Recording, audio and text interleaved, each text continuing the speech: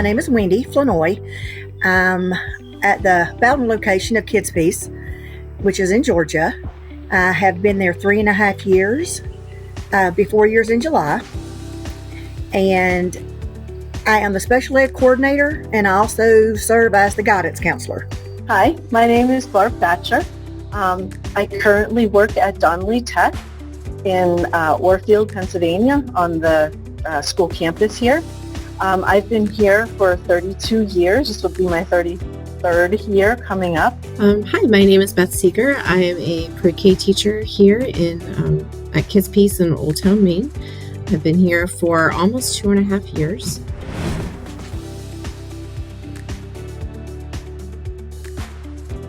I had someone that recommended a special education paraprofessional position in the Clinton County school system in Georgia, and she kept pushing me to apply. I'm like, I don't want to work with children. She goes, yes, you do.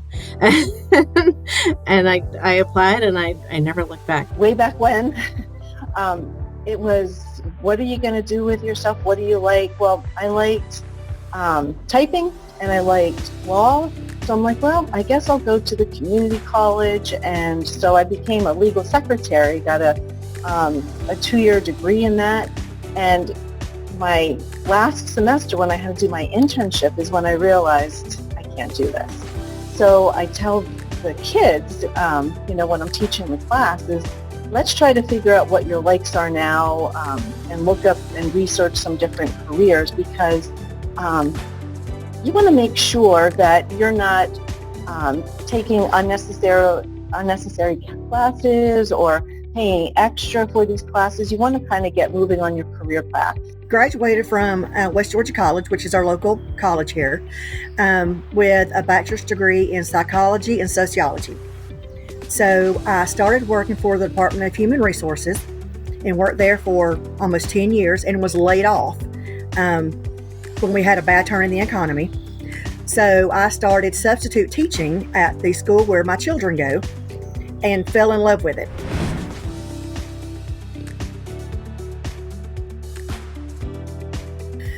Depending on the classroom, some are doing read aloud, some are watching CNN 10 and then doing their writing assignment afterwards.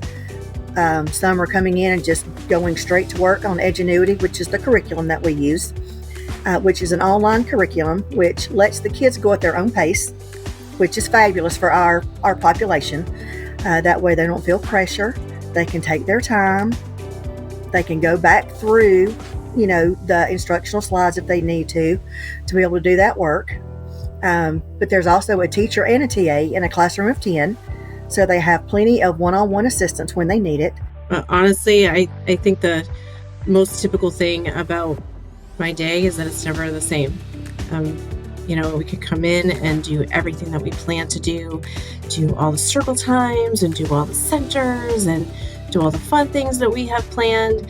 And then other days we come in and we're just trying to keep everybody safe.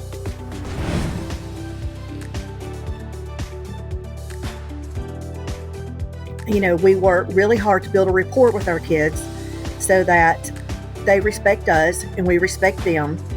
And then our classrooms are a lot more successful that way. So, we work to support them where they are and then help move them forward in whatever way it is that they need. We really rely on the ed techs to give us a lot of valuable information. But we also talk to, the speech therapists and the occupational therapists and the clinicians and the BCBAs, and we all really work together to support these kiddos as a whole. So if I'm struggling somewhere, if I don't know how to help this kiddo, I reach out and I say, hey, what do you think?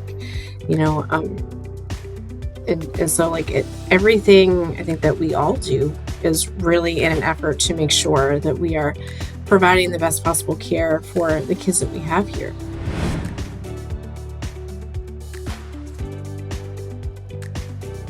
We had a student come in that had been, shuffled from this family member to that family member.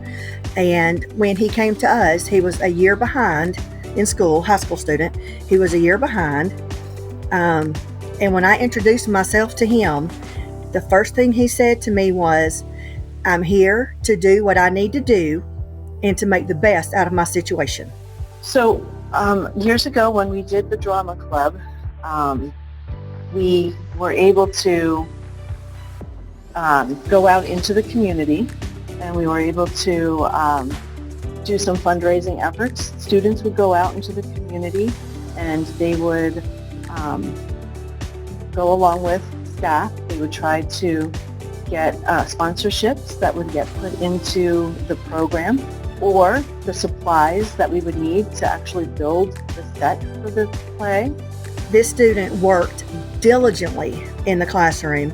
He worked very hard and was able to catch up that year, and then was actually able to graduate. So we held a graduation for him, which was so exciting, and he was so proud. His mom was able to come and to watch him graduate from high school. We gave the students a lot of credit, because what ended up happening is we would have to practice in our cafeteria for months on end every day.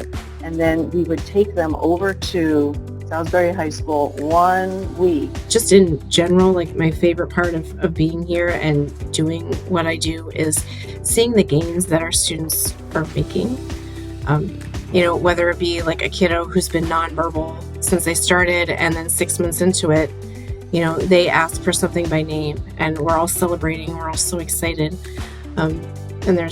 Or like the times when maybe, students are only saying one word at a time, and they're not really stringing any words together, and then they answer us with like a 3 to 4 word sentence. One of the janitors had said that we do as good, if not better, of a job than Salisbury did. Recently, that same student, I received a phone call from a college in North Georgia needing his transcripts for his admission. So to me, that's just success all the way around, and it warms my heart. It makes me happy to do what I do every day.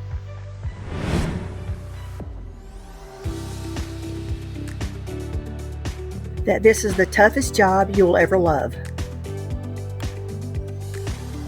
But it's not easy, but it is so worth it. I do remember when I was in college, I remember our one professor said that if you want to teach, you have to be an actor or an actress on stage. You need to grasp their attention so that, they want to learn, they have that desire. Because I think they do. I think our students do have that desire to learn. We just have to tap into it using some creative ways to get them to learn.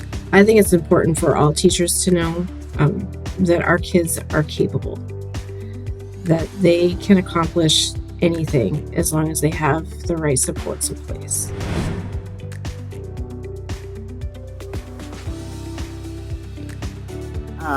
I have, some friends, in the public schools that they're very stressed about it. They need to meet those standards, and they need to get those test results. Here, I think that if you want to try something new with the kids, if you want to take them on a field trip, if you want to do something out of the ordinary, and you have a plan and you talk to one of the administrators, you can try it.